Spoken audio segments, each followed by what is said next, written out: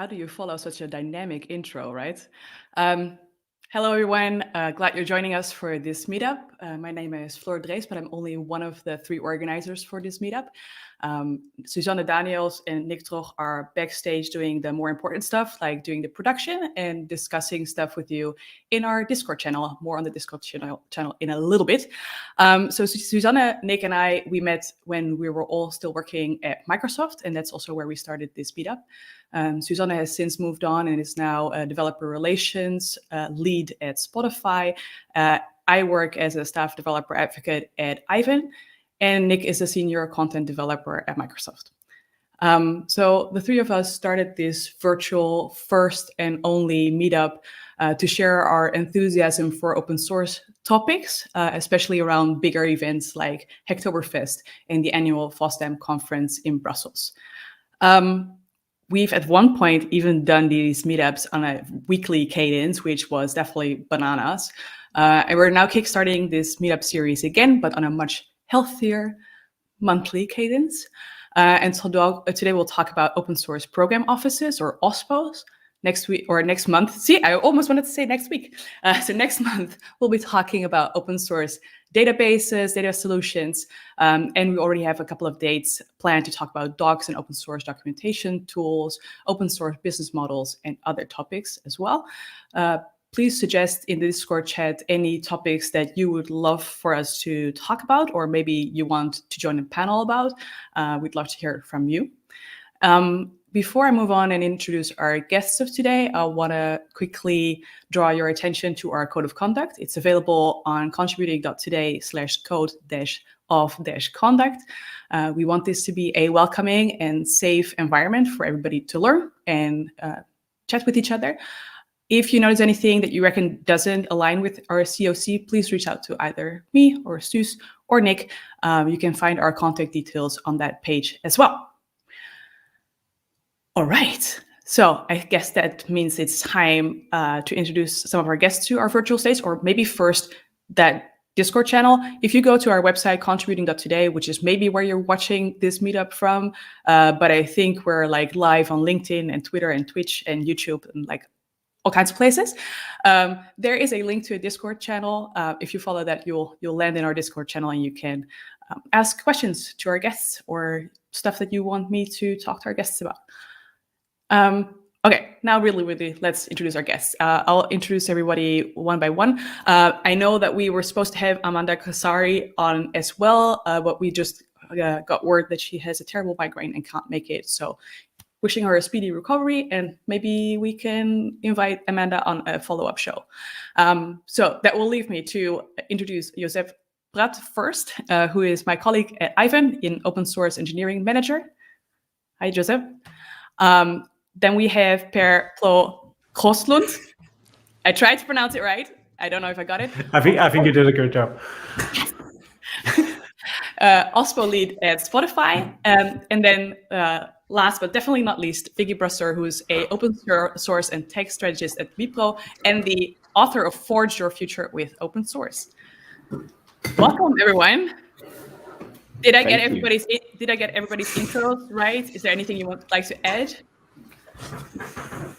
You did a great job with the names. Yeah. I don't know. I sense a little bit of sarcasm in there, but moving on. Before we get any of the questions from our audience, I have a list of questions that I am dying to ask you, and because I'm the host, I decide, right? So let's do a first round of what does the OSPO at your company do, and maybe how big is it in terms of headcount, FTEs, and what is it that the OSPO's like prime tasks are. We'll go from we'll follow the clock, so that means Josep, you're first.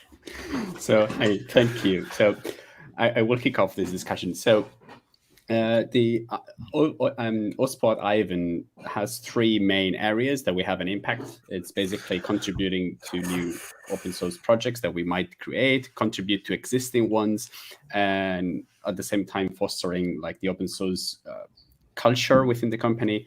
And the last one, which is probably the least interesting one for many people, is the governance and compliant ones, which some people might think, oh yeah, that's also part of the OSPO tasks, and they might not realize that that's part of the job.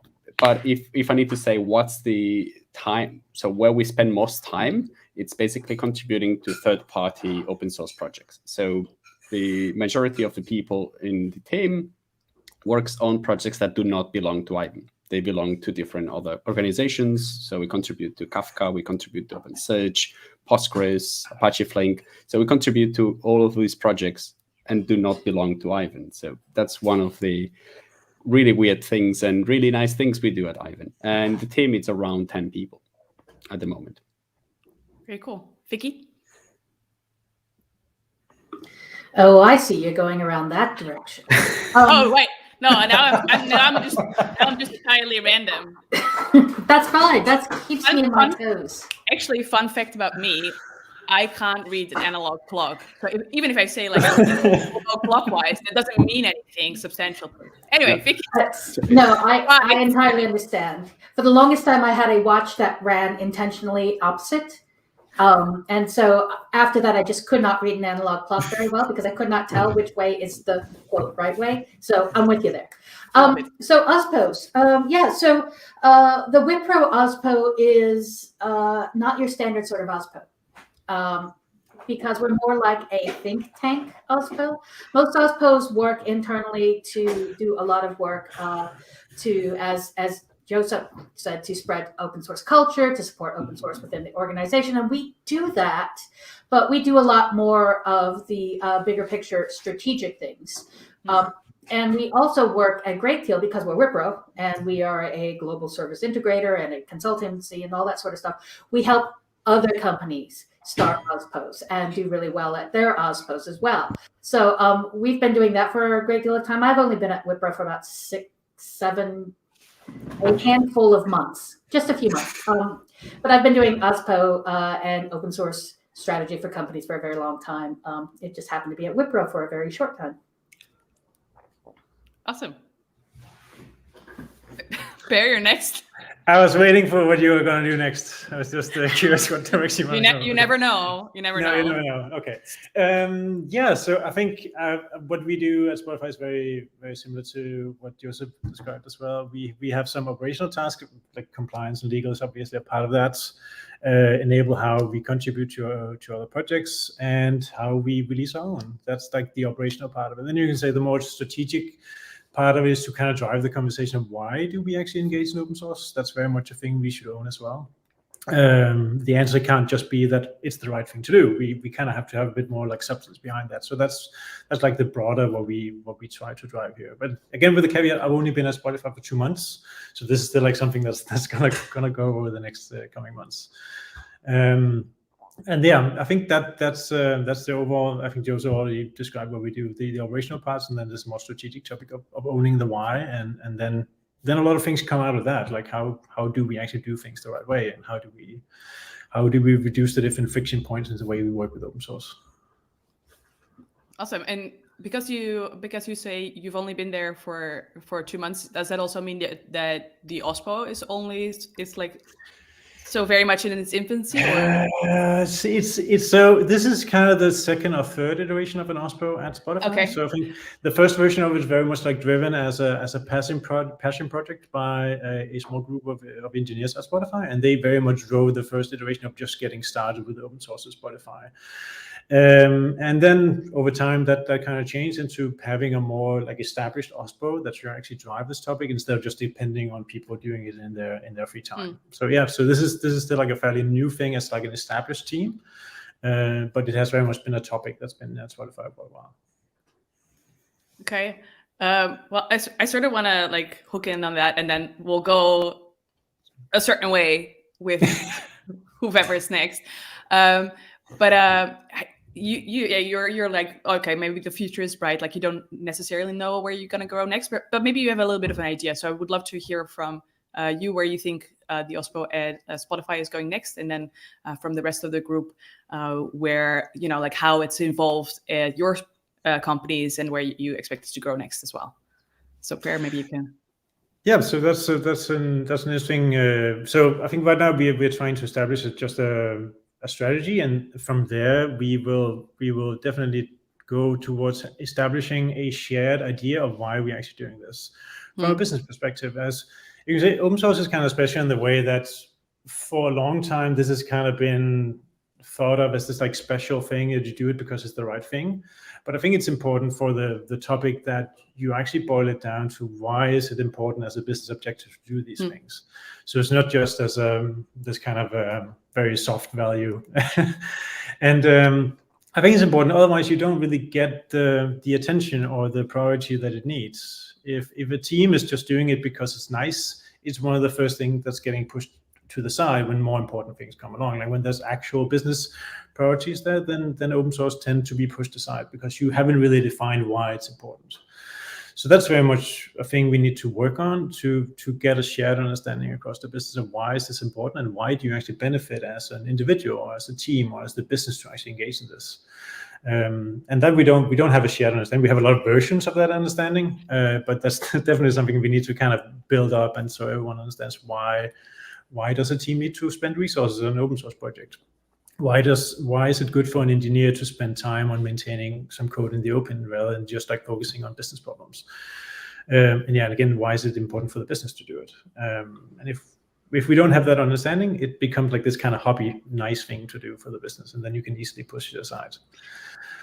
Right, or not have budget for it anymore. Yeah, exactly. So I think it's important to have that discussion. Then I think what comes from that, there is also how do you actually get an organization to work with open source in the same way as they work with anything else inside of the business.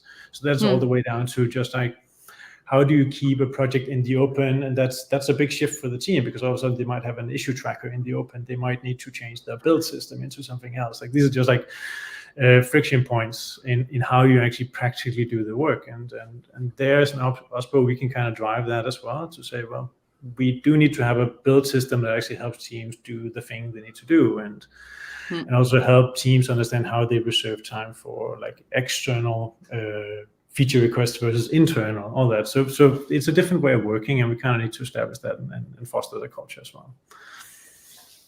Great. Well, and Josep, because you before said, well, you're also doing what others might consider the boring stuff, but I think a lot of that stuff is like governance and so on, and maybe that's even why some OSPOs at some companies actually get started, right? Because it's maybe a security risk, and you want to look at licenses and make sure that all the bits and pieces that your company relies on is something that it can continue to rely on.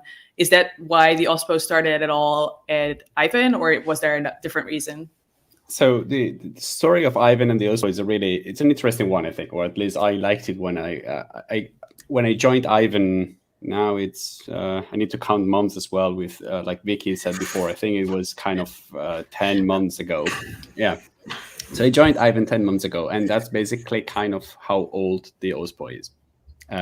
Before than that, there was a culture in Aiven. So Aiven it's like a 6-year-old company. It basically grows really fast. So before it was a really small company where since the beginning, like the 4 founders were contributing to open source. Everything that needed to be like patched upstream was patched upstream. If something could be open source because it was not really related to the business, but could help the bigger community, that was open sourced and was really the project. So that started from the very beginning. And it basically was done through the product themes, and as was what Prat was mentioning as well. It's like at one point in time when you grow enough and when you need to deliver things constantly and you need to like do the hyper scaling and basically grow in big dimensions, you will have these tensions like, is the product more important? Is the open sourcing of that thing more important?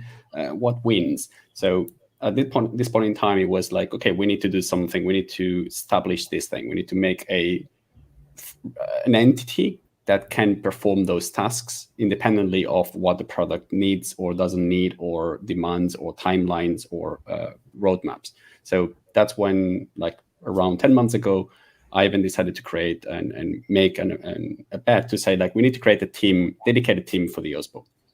And the team was starting to be like, okay, one of the things we wanted to do was we want to make sure that all the projects that we rely on are always being maintained. They are always in health. They are always not just driven by one single person or one single company. We want to always bring this extra more people into the mix. So it's not just one shop thing, like only one single company behind that project.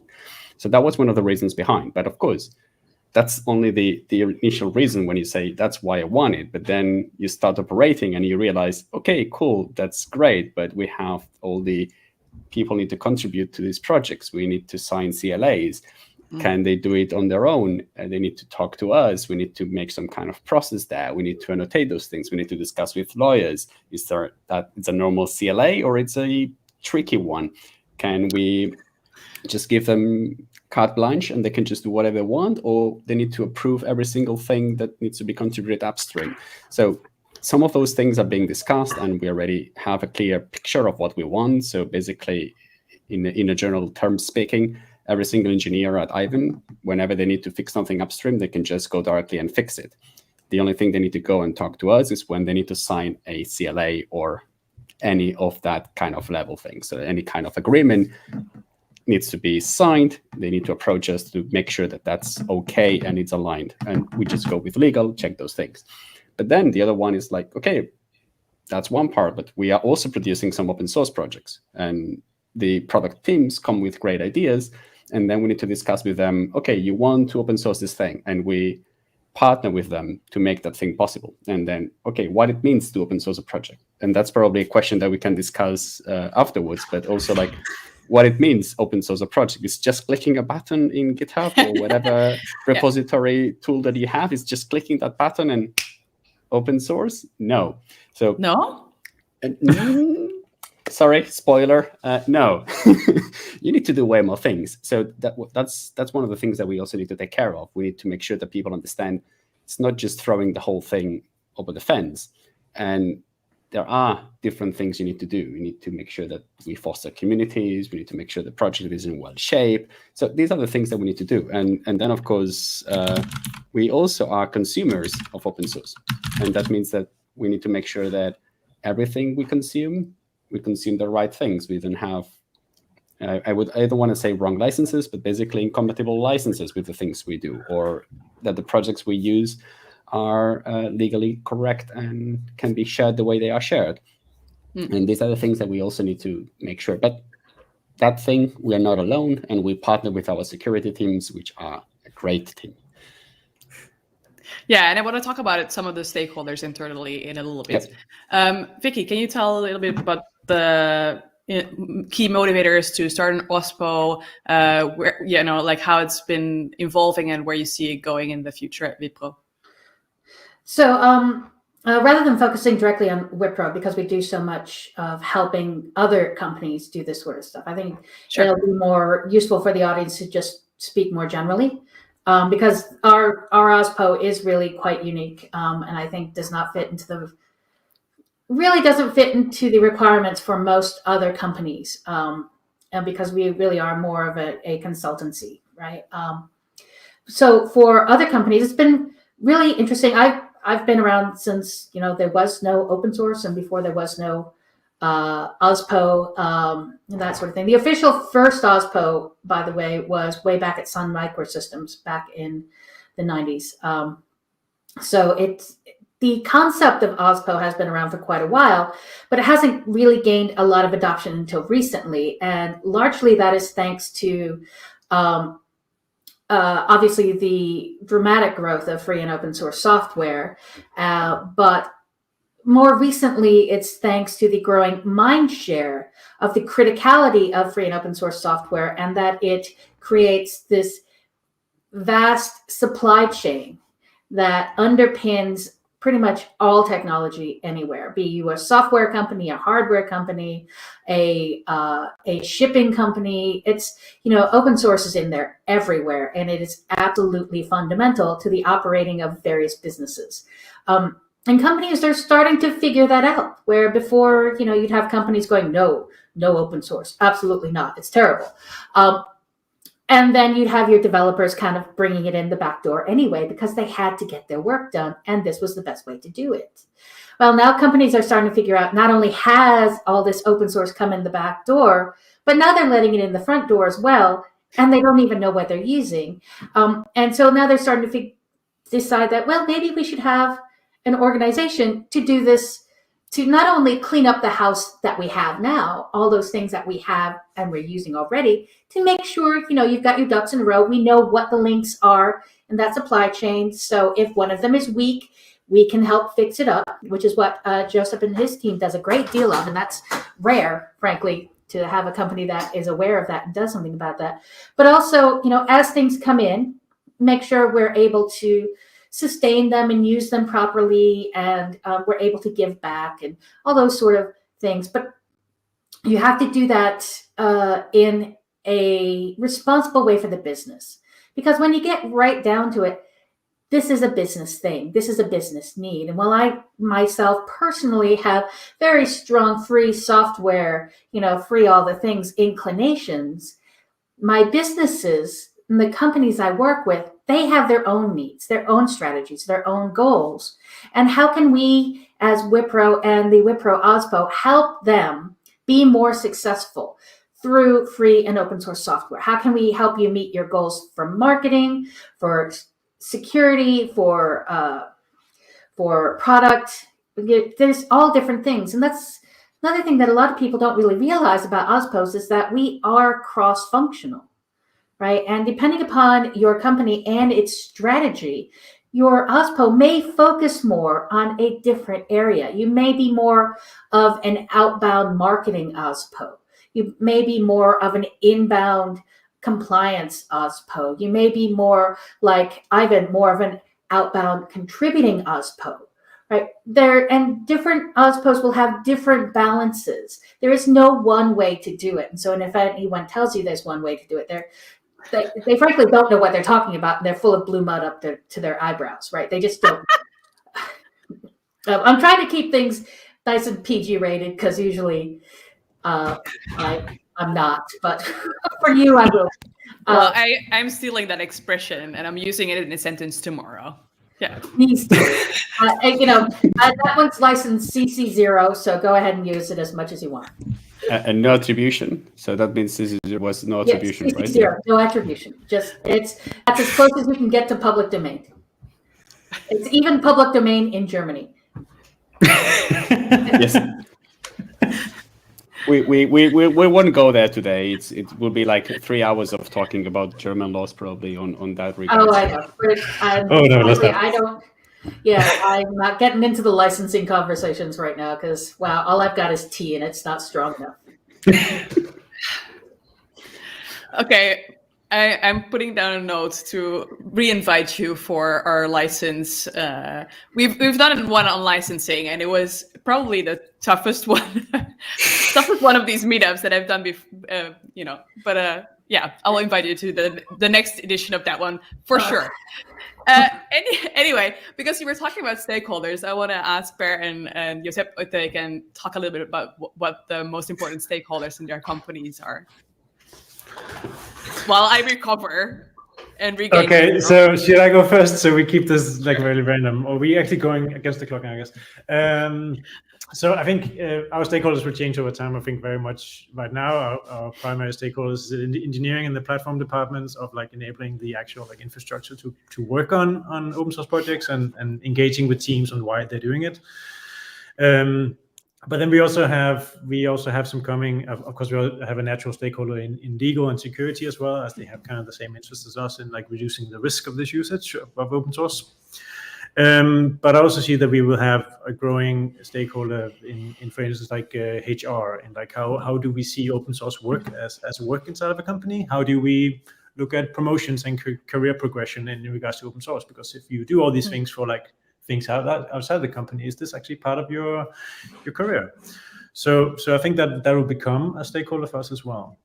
And then there's the talent acquisition. How do we actively use our open source work as a hiring mechanism as well? How can teams use their open source projects to hire new people and kind of find candidates for the different roles? And how can we also use our open source projects to kind of make our company more interesting for like a broader hiring perspective as well? So I think that's overall our most important ones right now. Wait. Pick me. Go first. I want to build on something that Per said, because it's becoming more and more important, and it's not talked about enough in companies, which is the importance in open source to hiring, but especially right now to retention. It costs your company so much less to keep people happy and to treat them well than it does to rehire people whom you piss off and who leave. So free and open source software, if you have good policies and procedures around that as a company, it can help to retain a lot of good people, not only by allowing them to do what they want to do, but by giving them incredible, abundant opportunities to grow. Not only as programmers, but also there are so many great opportunities for program managers, documentarians, marketing people, security people, info people.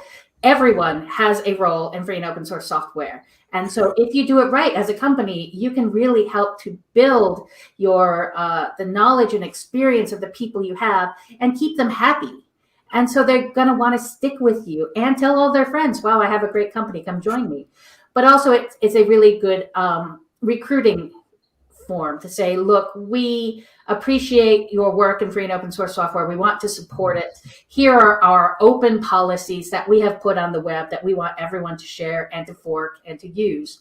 And that's really, really important. Not enough OSPOs are partnering with their HR departments, and more really, really should.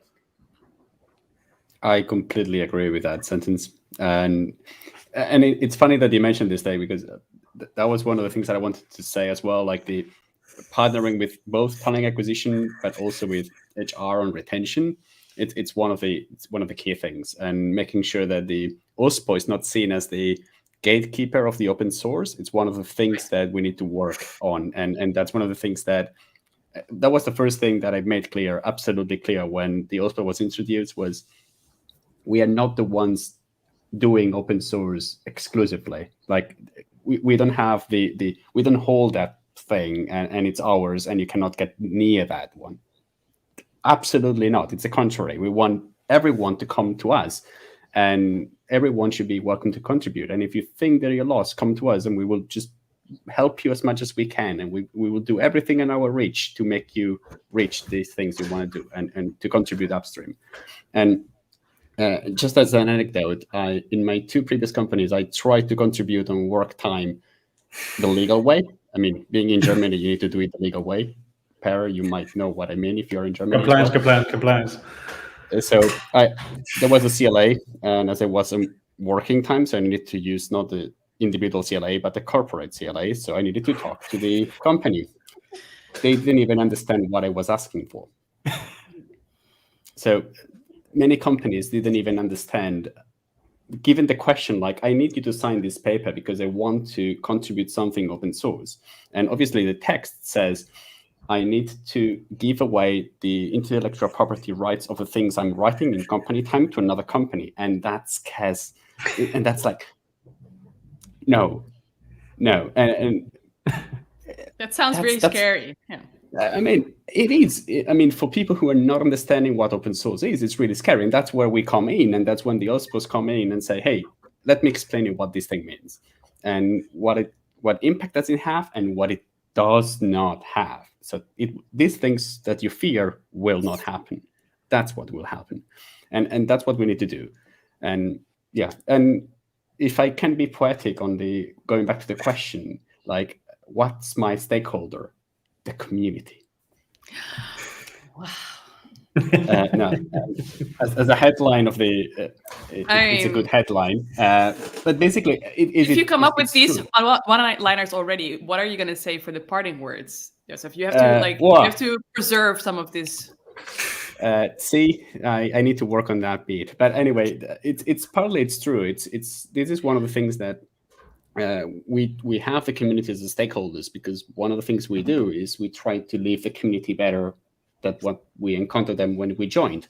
So we need to listen to what the community needs. Which are the needs of this community? Which are the needs of this other community? Which are the needs of the other community? And then act accordingly. And this is basically they are not working at Aiven. So the people who I listen the most and that's an exaggeration, do not work at Aiven.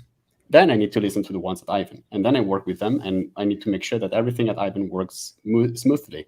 But one big chunk of the things that we need to listen to and to react to are outside.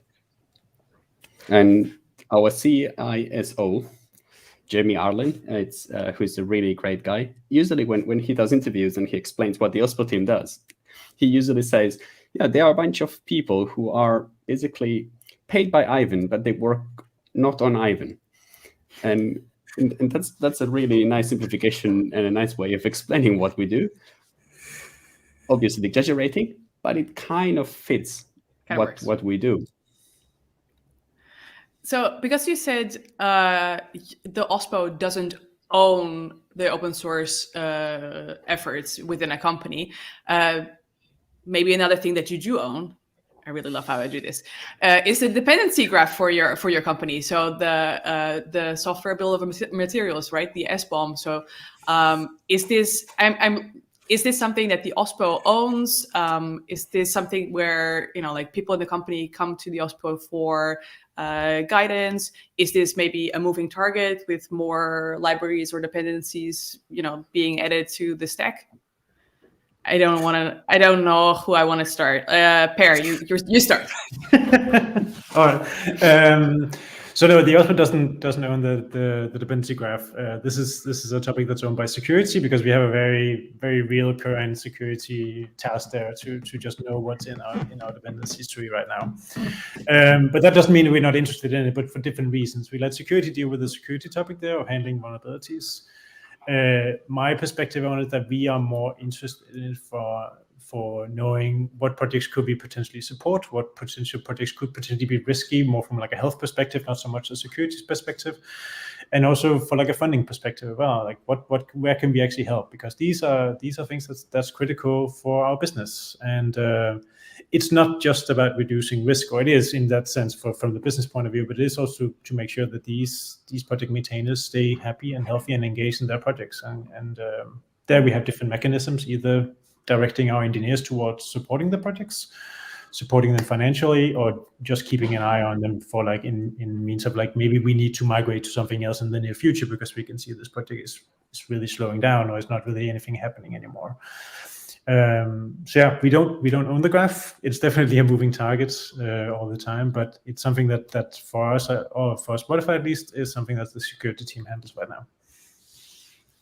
Right. Vicky, from the companies that you consulted, do you have an idea of like if the most OSPOs own that or not?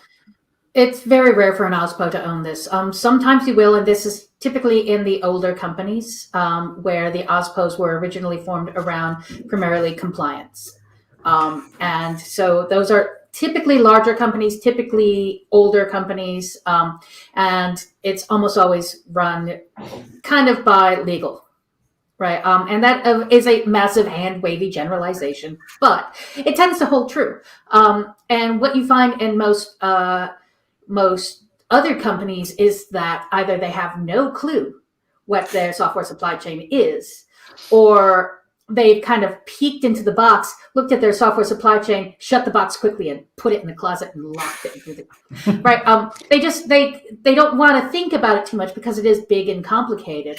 Because if you've ever looked at an actual SBOM, I don't recommend you do that unless you have to. By the way, this is not something anyone does for fun. Okay, some people do. I do know some people who do this for fun. But SBOMs are really, they're definitely moving targets. They are very much a flowing sort of thing because, again, you have developers who just have to get their work done.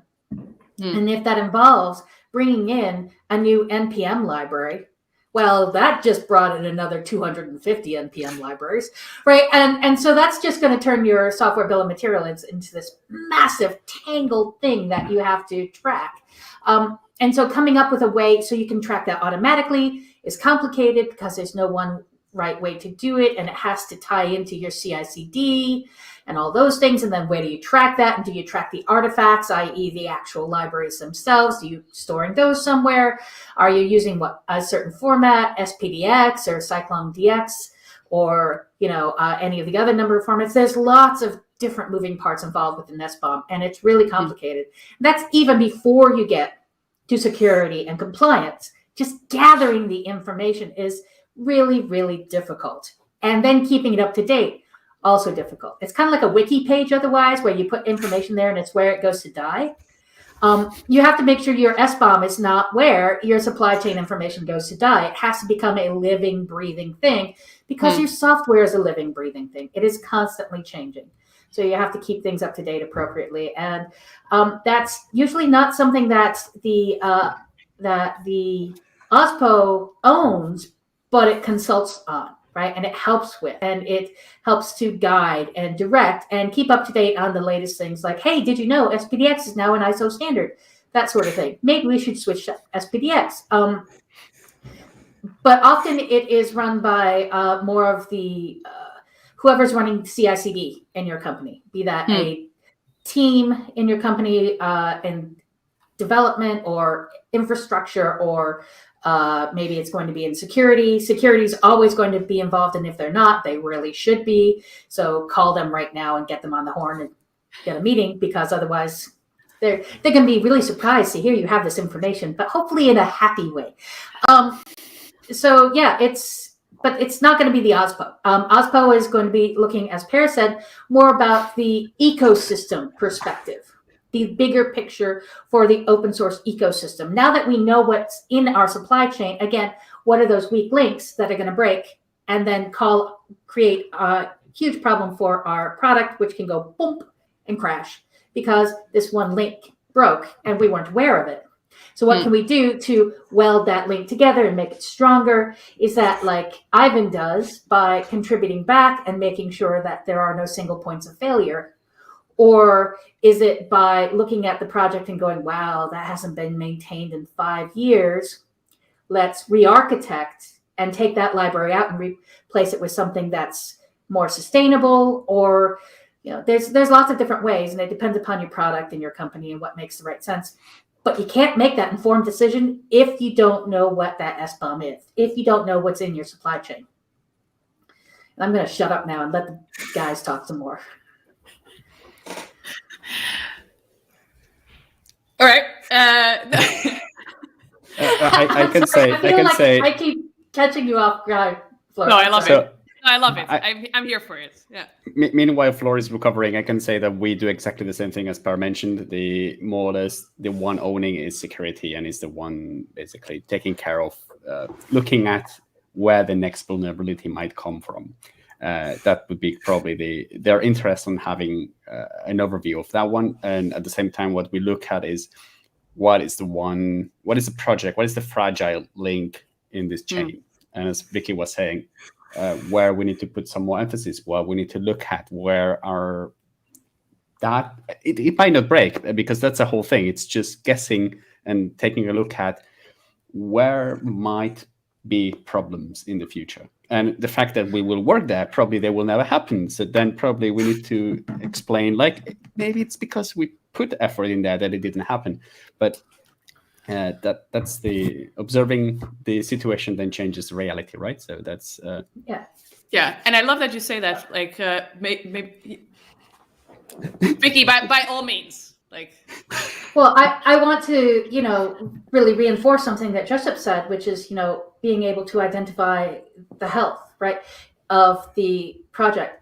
For your own health, yes, you can just go to the internet and ask random strangers, hey, what is this weird thing I found? Is it bad for me? But really, you should go to a doctor. You should go to a specialist. There are people who know one way or another whether this is healthy. And that's where the OSPO comes in. Because most people, when I talk to them, they have no idea how to tell whether a project is healthy or not. You can look at metrics, and there are companies like Bitergia who have just excellent skills in open source metrics and health. And there are projects like CHAOSS, CHAOSS, which again is about community health and AOSS, whatever those are. OSS is open source. I don't know what the A is. But, so there are ways to do it. But if you don't know to look for these things, if you aren't familiar with this information, then how are you going to learn? well, your OSPO knows already, right? And so people like Josep and Per and me, we can look at this project and within 5 minutes go, oh yeah, that one's okay, or maybe not. Because we have those skills. And it's kind of like a senior engineer, right? They can look at a piece of code, and because they've seen some things, right? They've been through it, and they can look at that code and go, no, that's going to be very bad. Whereas a more junior engineer, someone new, is going to go, I don't know, it looks okay to me. So your OSPO is that senior engineer from an open source community perspective. They can look at something and go, yes, this is going to be good, this is going to be fine, most likely, right? Whereas somebody brand new to open source, they can be your junior engineer. They're still learning how to make those calls on the community side. Yeah. And Vicky, Joseph, I just wanted to say, I heard your mechanical keyboard. So you've looked up what the A in chaos is. Yes, it's Community Health Analytics open source software. There you go. And yes, as Flo was saying, yeah, my mechanical keyboard, which by the way, it's beautiful. It is lovely. It has yeah. It has no colors. It's just round keys and just noisy. Anyway, so analytics was the A. Yeah. So I think just to add, I think to this whole dependency graph, I think I'm probably not the only one who spent December with Log4j. And I think it's just if you look at the metrics for Log4j, it probably looks perfectly healthy and well maintained from the outside. And so I don't think it's always about just determining what's going to happen bad in the future. It's also just being able to do something about it, because we spend a tremendous, not in Spotify, but we spend a tremendous amount of time actually just figuring out, where do we use Log4j? And no one really knew. And then it was like, well, it might be like the third layer down in the graph of some project that we pulled into some Maven file. Or it was actually like a third-party SaaS provider that we depend on. They actually use Log4j inside of their systems, but we don't know, but we actually have our data in their systems. So I think the dependency graph becomes more and more important for companies to just have in place for these kind of scenarios as well. We do need to have this up to date all the time, and there's no way around automating this at some point so that you can act fast in these cases. And if you don't have the data, it's a scramble to just figure that out across all your different services. So you do need to have it. I want to mention one thing as well on the cows. The cows created one nice project which is called Open Source Software Criticality Factor, which is pretty cool, which basically goes and tries to analyze cold data, and I will mean what I mean with cold data, to try to find how critical a project is. But that's only, as Vicky was saying, part of the picture. That only means how, if that thing would break tomorrow, how broken the internet will be. So the higher criticality factor is, the more broken the whole internet is. But there is another thing, which is what we are, it's not hard, it's not a cold number thing that you can calculate, which is the fragility status or fragility factor of a project. And for now, probably we don't have a metric for that one. We need to come up with those things. We need to define what it means to be fragile. And that's what Vicky was saying before. We have that intuition. No, that project might break, not because it will have bugs or vulnerabilities. It might break in the sense that it might be unmaintained, or it might be only like relying on people on their free time, or it's only one company behind, or.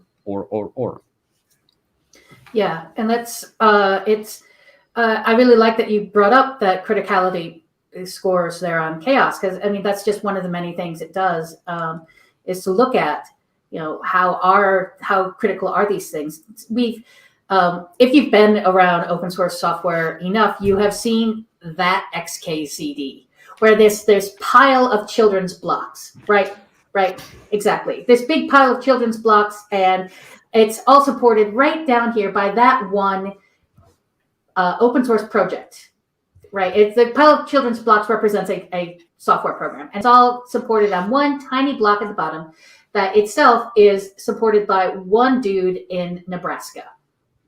And I spend a lot of time in the OpenSSF, the Open Source Software Security Foundation right now, and they've taken to calling that the Lib Nebraska problem, where there's a library maintained by one person in Nebraska. And how can you identify some of those more automatically, more programmatically?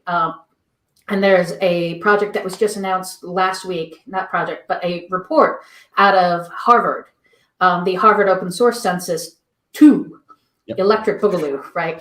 So it's kind of the follow-up to the first one, and it takes multiple streams of data and combines them to figure out what are some of these really critical projects of open source. And they list 1,000 of them. And they had to split out NPM separately because otherwise it really polluted the data because there's so much NPM out there. This is not a bag on NPM. It's just the way it's architected and works. And so they split it out separately. And that's the sort of stuff that is really going to be valuable to help train up people in open source, because now we have data from Harvard and various other places where we can go, look, these are really important things. And here's how the criteria they used to determine what is critical, what is important. And that makes it easier for us to talk to people about it. And that's going to be really, really useful. However, it is a paper from Harvard, so it is a little long and it takes a little bit to get through, but it's valuable stuff. It's really great. Yeah, I posted an XKCD in the Discord channel. Yeah, thank you, Sus. I feel like we haven't had one of these meetups where we haven't shown this XKCD or it's been posted in the chat. I mean, it's a great thing. It's a great allegory of how the internet works. I mean, I have it bookmarked. I am not kidding. Like, this comes back over and over again. I love how all of you mentioned metrics at one point. I'm curious because I feel like the OSPO does a lot of stuff in the background, and it's maybe very hard to show where your impact on the company is, like in hard sort of like things. And I've seen that one of the audience questions is also like, what would even happen if the OSPO weren't there? What if you weren't there? So maybe we can talk about metrics a little bit. How do you measure what business impact you have, and like communicate to the business why you're there? Josep starts because reasons. Because reasons. So basically, we decided to have three basic key metrics to impose on ourselves. So to try to measure how we perform individually, to then extrapolate this thing to how we perform as a team. We have three main areas where we kind of look at and we try to measure our impact. The first one is, and the wording is precise on what it means. So it's working on issues. So how many issues, community issues we work on? We just basically help, collaborate, support, fix, or in any kind of sense in that. So that's one of the metrics we do, like how many community issues we contribute and collaborate. The second one is one important thing that people tend to forget, which is if you are on GitHub, it's pull requests reviews. If you are on other systems, it's going to the patch and review the patch that is sent on the mailing list. That thing should be done more. And we should not just contribute patches, and we should also review those ones. So another metric we have is how many patches did we review? How many opinions did we give to other people on features? And the last one is sharing the knowledge. It's trying to share things via blog posts, going to conferences, going to meetups, going to places, sharing and explaining things we learned, things that we think that could be changed, or just basically explaining how things work. And these are the main three things that we basically measure ourselves. And this is basically how we can just regulate, okay, was this quarter good? Was it not that good? We need to change, we need to improve something, we need to change something in some direction there. So that's one of the things that we do. And then we need to translate this thing to business, because again, that's really great. But I mean, I think the three of us will agree that timings are in a complete different scale when we talk to business, and it's like it doesn't really match. So what product teams do, they release, hopefully, I hope everyone listening releases several times a day. And that's fine, that's perfect, and that's what you should aim for. That's not what works in open source. So we used to submit a pull request, or you submit a patch on the mailing list, and you wait. And wait. And you maybe wait even more. And at one point in time, it will be merged, it will be reviewed, and then you need to wait until the release happens. So everything goes in a really slower pace. And again, you might have some self-imposed OKRs for this quarter. The fact that you have it in 3 months, it's just a random number you picked. Nobody else in the world cares about these 3 months that you put your target. Nobody else cares. And the ones who need to merge your PR might not work in your company. They might not even know who you are. They might not definitely care don't that care. you have. They don't care that there is a 3-month window that you self-imposed. So how we overcome those things. And that's one of the reasons why I said it's important to notice that it didn't say how many issues we fixed or how many issues were merged, because that's completely outside of the scope. There is no way we can control that piece. So the only thing we can control is how many things we have an impact, how many things we contribute, how many things we work on, how many things we try to change. And that's the only thing we can basically have an impact and trying to leave it in a better place. And then we need to translate this into business, as I said. We need to basically say, okay, we worked on those things.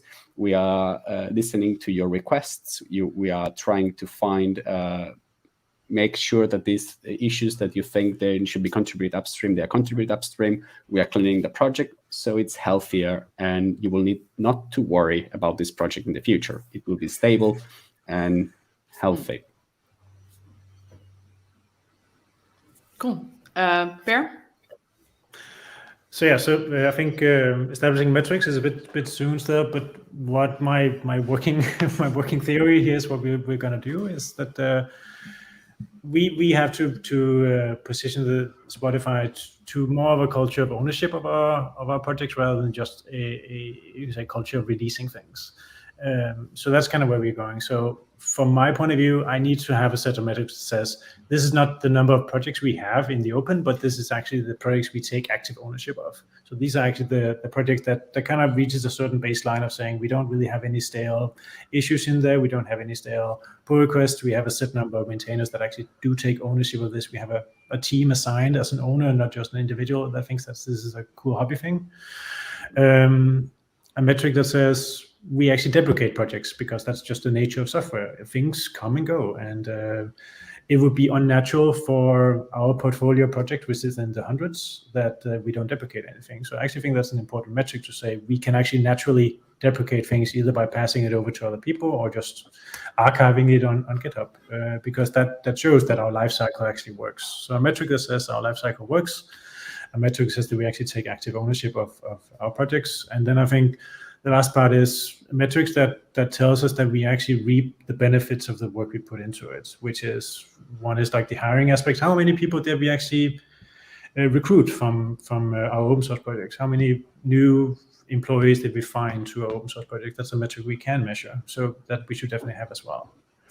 And then on the individual projects, I think that's more for them to kind of figure out, like, where do they actually want to take this project? Are they going for like establishing this as an industry standard? Then that project should establish those metrics for that thing. And like we also have like Backstage coming from Spotify, and they have a completely different set of targets for their specific project. That's not really of any of the OSPO's business.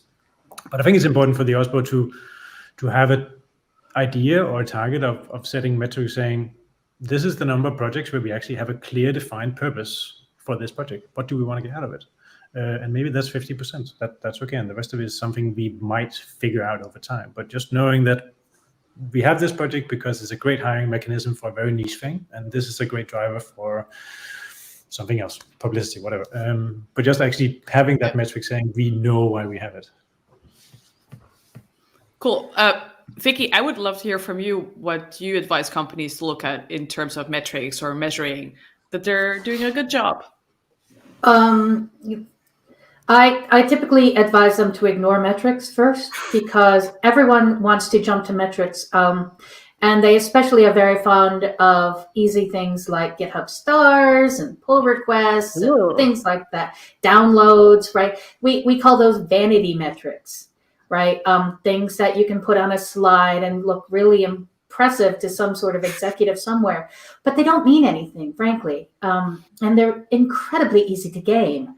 Now, the metrics that matter are the ones that are tied specifically to business goals. So you can't do that if you don't know what your goals are to begin with.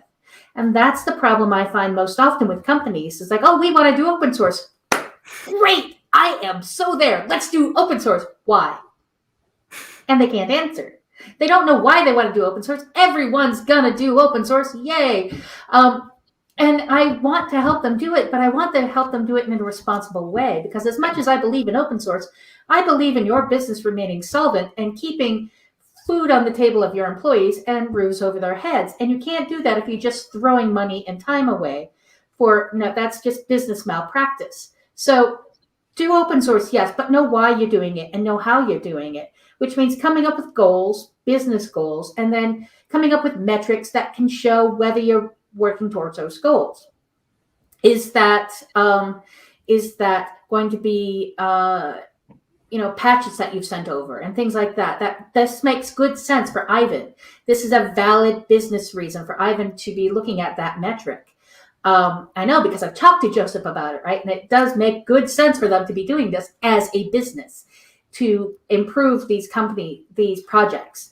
Or does it mean, more outreach? We're doing a lot more talks about this specific project or our projects or anything like that. Is it how many inbound contributions you have and the diversity of companies and people who are contributing to your project? Can you show that you are potentially growing that community? And is that community growth tied back to some sort of target and goal within your company? It could be hiring. It could be, reducing maintenance costs. It could be, there's any number of reasons why you might do this. But you have to have that goal and then come up with what's our plan to meet that goal? What are the metrics that can show that plan is on track? Are we checking those metrics frequently? Or are we just checking them at the end of the year when we have to fill out our strategy that we're going to then put in a slide deck and then set aside and not look at all year, right?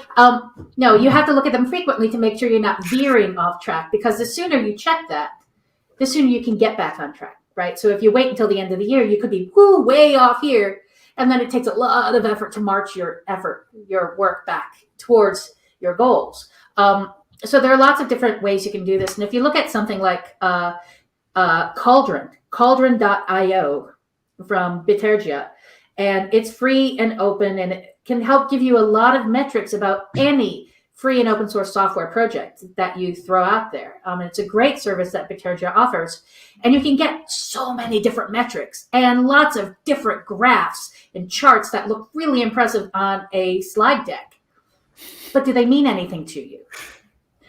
And that's the key part, right? You can get lots of great data, but you have to make sure it means something. I love your response. I feel like OSPO is just like developer relations, where it's such it's not a very old thing yet. And so metrics is always like the first topic and the last topic, I guess, that people discuss, because we discuss it for so long. Anyway, let's move on from metrics. I'm interested in, whenever you're trying to find out more about what an OSPO does, you come across the to-do group. Explain to the audience what the to-do group is and why people should look at it. I think Vicky should answer this one. But I've talked so much. I want to let other people talk. So I am on the steering committee of the to-do group. And it is one of the innumerable sub-foundations under the Linux Foundation. There's a new one every week, it seems like. But the to-do group specifically is around, I call it as I see it. So the to-do group is specifically around primarily corporate open source program offices and people who are trying to learn about doing open source within a company. There is another group called OSPO++ that works with academics and more civic things, like the city of Paris and various universities and things like that. OSPO++. If you're in Europe, I highly recommend you look at OSPO Zone, OSPO.zone, which is the OSPO Alliance, and that's under the Eclipse Foundation. And they have this excellent resource that they recently released called the Good Governance Initiative that came out of OW2, which is based in France. And they are collaborating with Eclipse Foundation for that. And the Good Governance Initiative is this really great kind of framework for looking at your company and where does it fall within this, where does its internal governance model around open source fall within here, and what do you do to get to the next step, right? And so that's a really great resource. And so while To Do Group is a good resource, and as a steering committee member, I'm obviously somewhat biased, there are tons of resources out there. And as soon as I finish writing it, there's going to be another one because I'm writing a book. So there'll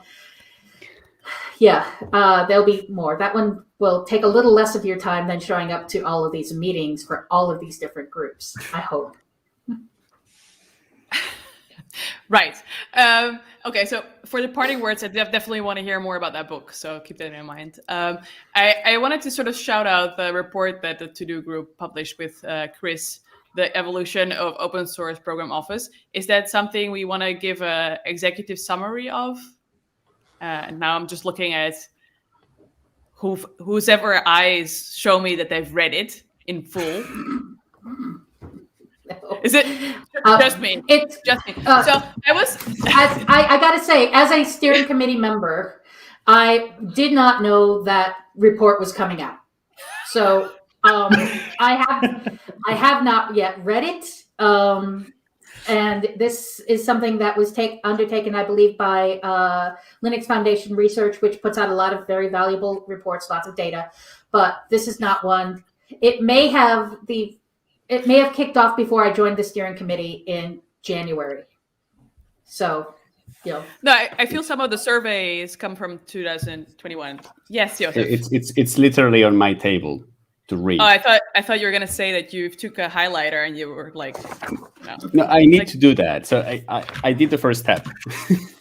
So Vicky, what you said about the Linux Foundation putting out a new initiative here and there, left and right, every week.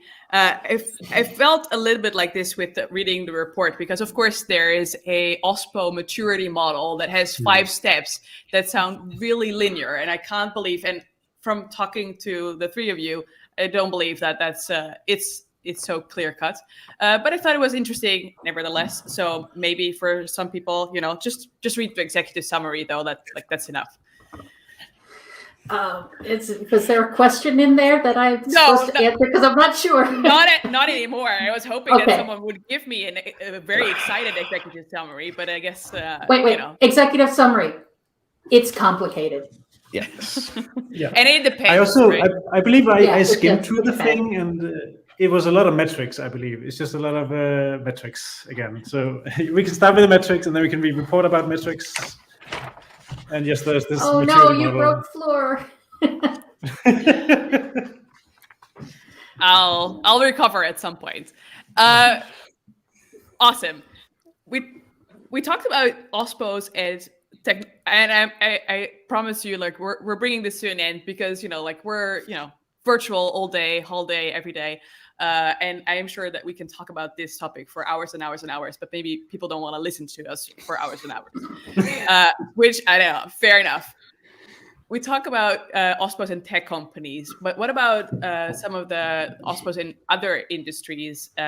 Vicky, I feel like you know more about this, but I'm interested. Like, is there a particular industry that is really coming up in terms of there's a lot of OSPOs initiated? Yeah. Financial services, lots of OSPOs in financial services, and automotive as well. And automotive is very interesting because unlike what most of we do, I mean, Josep said, well, are you releasing your software several times a day? Because you should be. And I was like, yes, you should be, unless it's embedded, in which case, screw you, because you install it once and then you can't update it, right? And that's a situation that a lot of these hardware vendors and people who use stuff from hardware vendors, such as automotive, they are in a situation where they really need to pay attention to embedded. And so they are doing a lot of work around this, around open source. So automotive is paying great deal of attention to open source now. Porsche recently launched an OSPO. I know Daimler has one. The Beamers, I think BMW and Mercedes, Beamer and Merc, I think they have them. So there's a lot of OSPOs out there, but financial services in particular.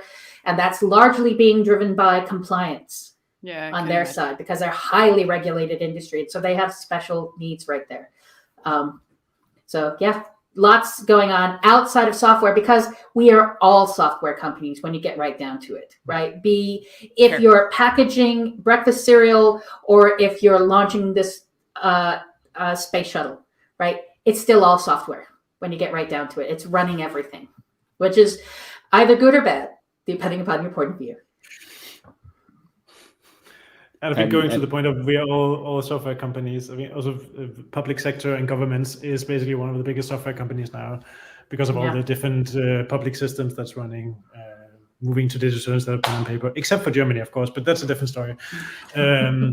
But my home country, Denmark, has pretty much digitalized every piece of bureaucratic process you have, and so they have a massive amount of software, and they don't have an OSPO, and they don't have an idea of how to manage all these things. They can come to Wipro.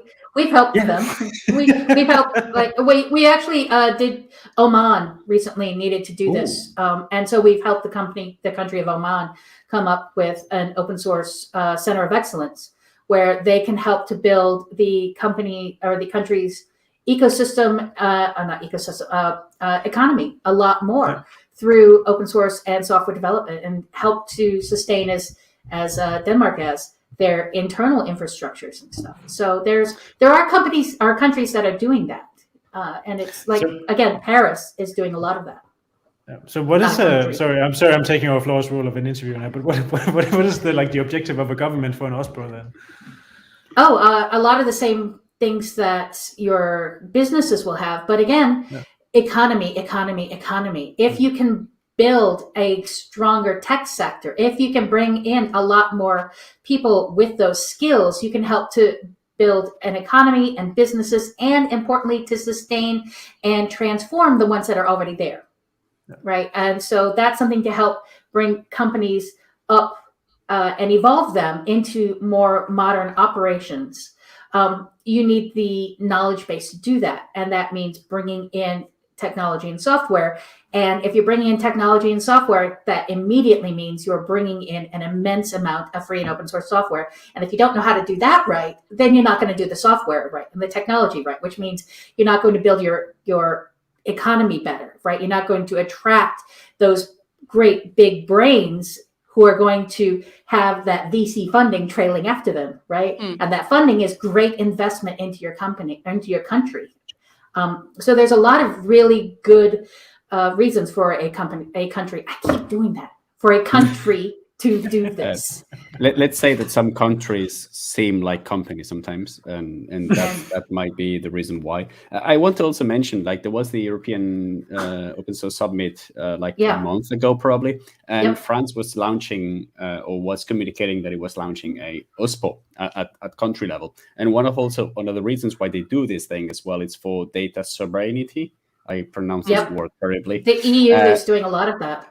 And the European Union is doing a lot of effort on trying to be independent on data, on infrastructure, on cloud. So we are not the ones depending on every single else, and we don't have anything. So that's one of the reasons why countries or supra-country organizations and bodies try to do OSPOs, to try to get some reins of the direction of where software is going, so they can get some kind of control and guide it to whatever they want it to be guided. And then there is also the European, it's probably more European way of thinking, that if it's publicly funded, it should be available. So it should be open source, which I subscribe to. Yeah, I also applaud with everything, with all the hands in my body, the two of them. And so that's another quote. You see, it's another end quote that, anyway. So, but anyway, that's another reason why they want to have some kind of body to help and do those things and reduce waste. And one of the clear examples of that one was the WARN apps. So all the corona tracing apps, that every single country created its own one. Really few countries reutilized different versions of other countries. It could have been done way better if we would have some kind of people who know and people who understand how things are. And it's not just producing. It's collaboration. Right. And the EU is a really great place for that, where they can actually, I found that the EU moves and the Open Forum Europe, OFE, is the group that works a great deal with the European Commission to do these sorts of things. I found Europe moves a lot more slowly than we do in the US. I don't necessarily think that's a bad thing. I think we can probably split the difference, but it does a lot of great things like, protect privacy of its citizens from the companies that unfortunately are based in the US, where screw privacy, who cares, right? And so I appreciate that digital sovereignty that they're bringing in for the sake of the protection of the citizens. And how can we use open source software in order to do that, right? And having the software be more open allows you to see whether it is sending your data in a different direction, or what data it's even collecting. So they're doing some really great stuff over in Europe, and they're putting a lot of effort into it, and they're doing it in the open. So I've been very glad watching for the past, I think 4 years. It started before that, but it's really picked up a lot in the last 4 years or so. And it's very inspiring. So yay, go EU. Awesome.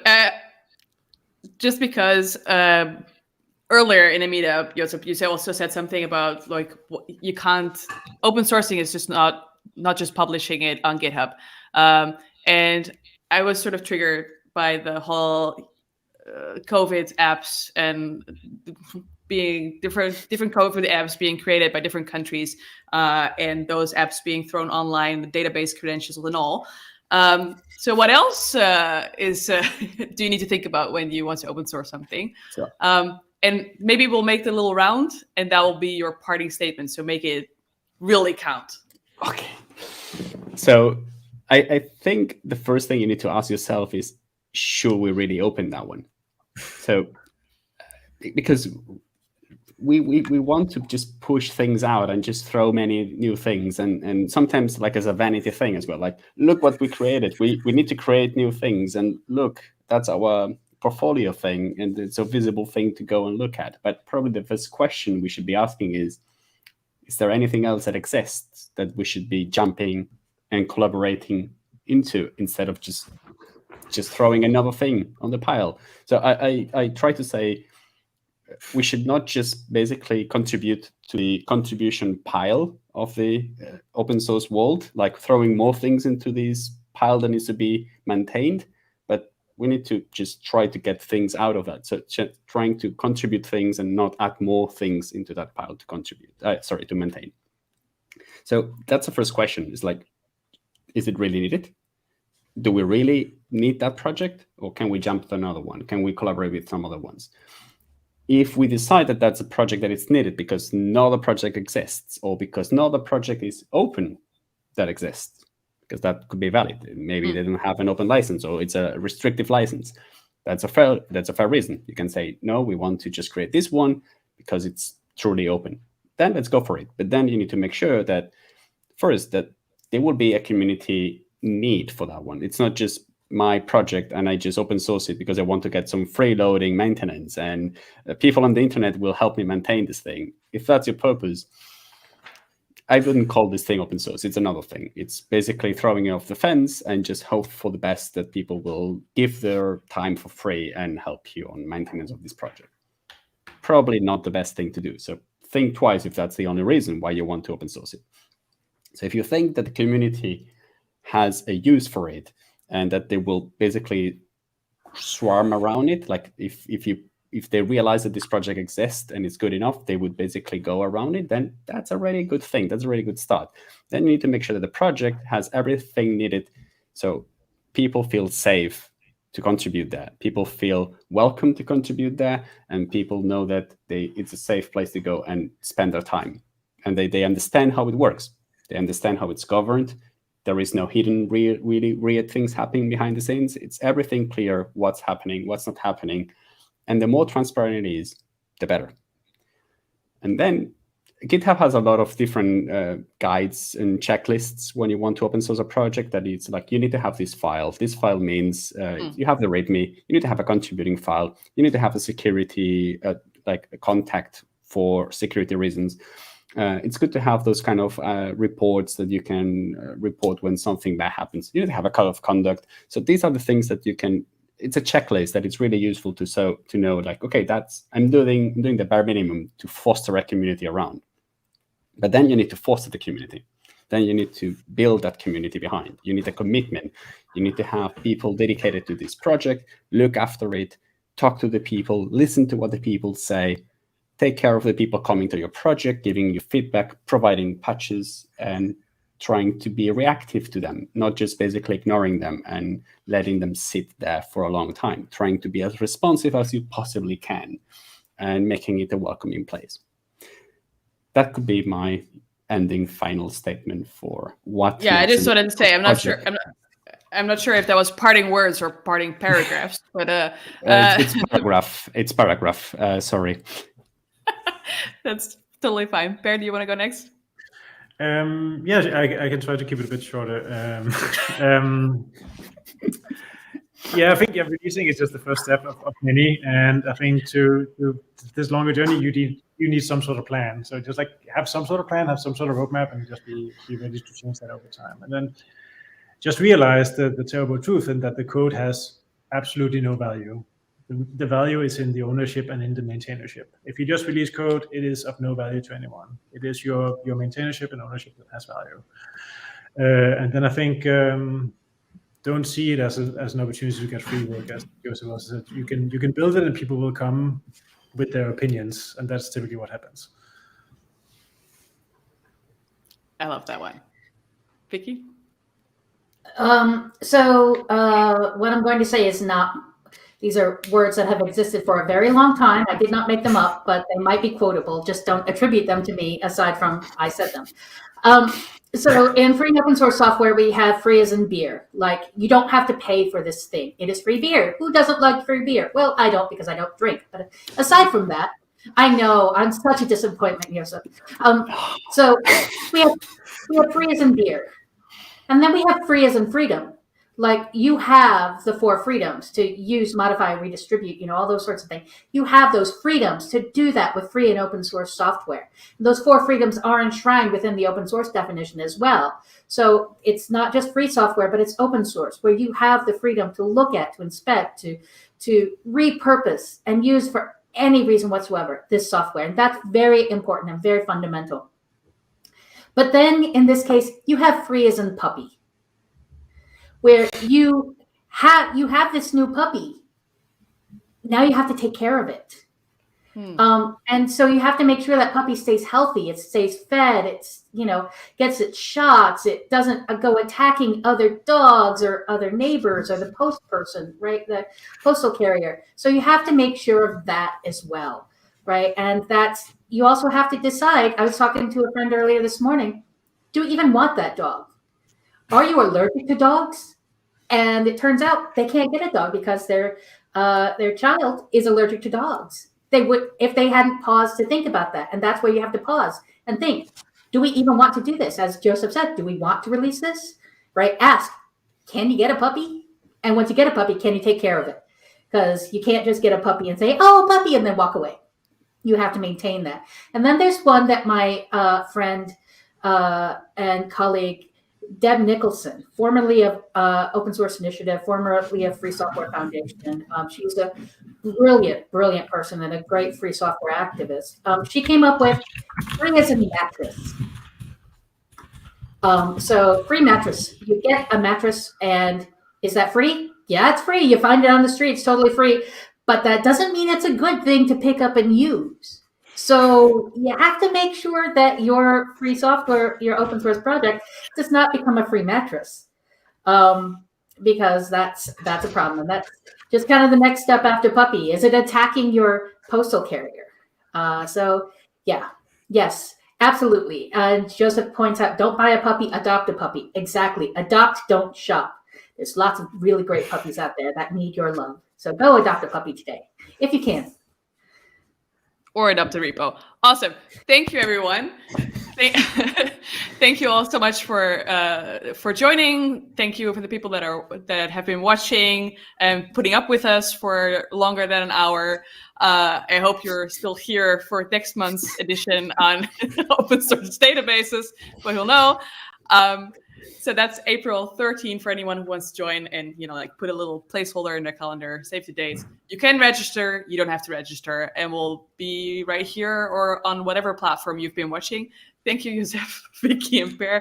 This has been a pleasure. This has been wonderful. Thank you so much. Yeah.